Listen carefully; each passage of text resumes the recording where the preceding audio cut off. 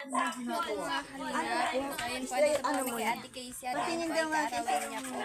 At ang wish ko lang po kay Ate Casey na ano po, ano po yung good health po. Tapos, ano yung gusto niya po sana, yung mga goal niya po sana matupad niya po.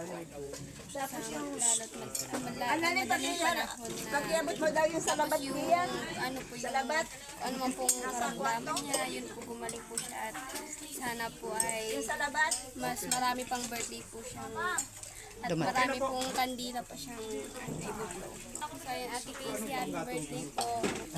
Dali, bati. Yan, happy birthday kay Ate Casey. Ayan. Sana marating niya yung kanyang hinihiling sa buhay na maging, ano din, maunlad balang araw. Ayan, happy birthday. Hi Ate Casey, happy birthday po. Stay safe, good health, and good luck po sa future and laban lang po sa hamon ng buhay. Happy birthday Ate Casey. Sana matupad mo po yung inaanap ko mga kalingap dito makita dito.